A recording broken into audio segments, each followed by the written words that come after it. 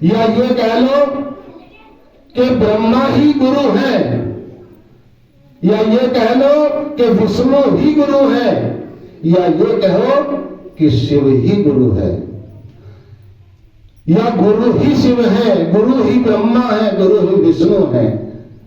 अगर ये हम कह रहे हैं तो इसके अर्थ को भी हमें समझना चाहिए कि इसका अर्थ क्या है, इसकी गहराई क्या है। इस सारे एक मंत्र के अंदर ही सारी शक्तियों का, सारी भक्ति का निचोड़ छुपा हुआ है। गुरु को ब्रह्मा क्यों कहा गया है? क्योंकि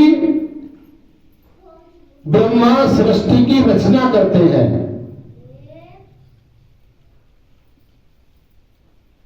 इसीलिए गुरु को ब्रह्मा कहा गया है कि गुरु भी जिस तरह ब्रह्मा जी 4 मुखों से इस सृष्टि की रचना करते हैं, इसी तरह से गुरुदेव भगवान 4 मुखों से हमारा कल्याण करते हैं। हमारे अध्यात्म जगत के अंदर जो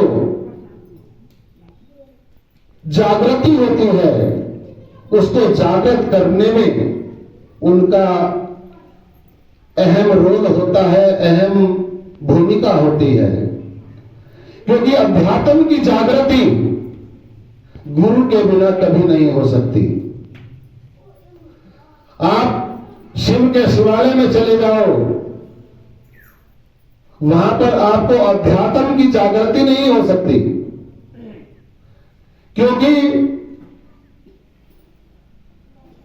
आश्रम के अंदर, भगवान के दर के अंदर, गुरु के चरणों के अंदर ही ये अध्यात्म की जागृति हो सकती है, जिसको हम भक्ति बोलते हैं।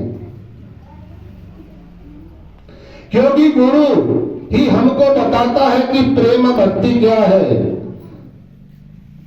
भगवान शिव हमें बता नहीं सकते, हम दिन रात उनके मंदिर में बैठे रहें। वो हमें मंत्र नहीं दे सकते, गुरु हमें मंत्र देते हैं। गुरु हमें बताते हैं कि भक्ति क्या है, गुरु तत्व क्या है और शिव तत्व क्या है, जिसको हम ब्रह्मा विष्णु महेश कहते हैं।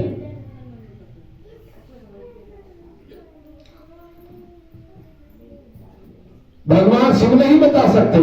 भगवान विष्णु का ध्यान करने लग जाएं आप, तो वो भी आपको भक्ति की जागृति नहीं कर सकते, आपकी कुंडलानी शक्ति को जागृत नहीं कर सकते, क्योंकि वो गुरु के द्वारा ही होती है। तो इसीलिए गुरु भी 4 मुख से हमारा कल्याण करते हैं। वो 4 मुख कौन कौन से हैं? पहला मुख है गुरु महाराज का, जो गुरु मंत्र देते हैं, जिस शिव तत्व से जोड़ते हैं, जिस शिव के बारे में जानकारी प्रदान करते हैं कि शिव क्या है और गुरु क्या है। पहले गुरु महाराज मंत्र देते हैं और उसके बाद ग्रंथ देते हैं। ग्रंथ कौन सा देते हैं? आत्मा का ज्ञान। आत्म ज्ञान की जागृति गुरुदेव ही कर सकते हैं। भगवान भोलेनाथ, भगवान विष्णु या भगवान ब्रह्मा नहीं कर सकते, क्योंकि वो निराकार रूप के अंदर हैं और गुरु साकार रूप के अंदर होता है। गुरु हमसे बात कर सकता है, शिव हमसे बात नहीं कर सकते। तो गुरु हमें 4 प्रकार से, पहले मंत्र देता है, फिर ग्रंथ देता है आत्मा ज्ञान का, और फिर उसके बाद तीसरा वस्तु क्या देता है? तीसरा देता है इष्ट देव। जब हम गुरु की शरण में जाते हैं, गुरु मंत्र दीक्षा लेते हैं और गुरु के बताए हुए मार्ग पर चलते हैं, तो तब हमें पता चलता है कि हमारा इष्ट देव कौन है। और चौथी वस्तु क्या देते हैं गुरुदेव?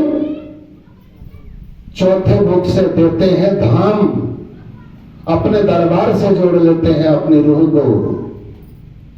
जिस तरह आप यहाँ पर बैठे हुए हैं गुरु महाराज की शरण में और गुरु महाराज के नाम का गुणगान कर रहे हैं, उनके चरणों में बैठकर अपनी प्रार्थना कर रहे हैं, गुरु का ध्यान कर रहे हैं, भजन के माध्यम से, सत्संग के माध्यम से, प्रवचन के माध्यम से, वचन के माध्यम से वो आपका कल्याण कर रहे हैं। चार मुख से सृष्टि की रचना कर रहे हैं गुरुदेव। अध्यात्म जगत की जो सृष्टि है उसकी रचना कर रहे हैं। नहीं तो हमारे अंदर जो मोक्ष जिसको बोलते हैं उस तक हम कभी नहीं पहुंच सकते अगर गुरु से नहीं जुड़ जाते। ऐसे ही गुरु को ब्रह्मा कहा गया है और फिर गुरु को विष्णु कहा गया है। विष्णु क्यों कहा गया है कि विष्णु भगवान चार हाथों से, चतुर्भुज हाथों से, भगवान विष्णु का जो रूप है वो चतुर्भुज है, चार हाथों का है। तो चार हाथों से वो हमारा संरक्षण कर रहे हैं, हमारा लालन पालन पोषण कर रहे हैं। इसी तरह गुरुदेव भी हमारा जो हमें मंत्र दिया है, जो इस राह पर हमें चलाया है, उसकी रक्षा करते हैं। चार हाथों से हमें चार वस्तु प्रदान करते हैं। वो कौन कौन सी है? पहला है आशीर्वाद। जब हम गुरु चरणों में आते हैं तो आशीर्वाद सबसे पहले मिलता है।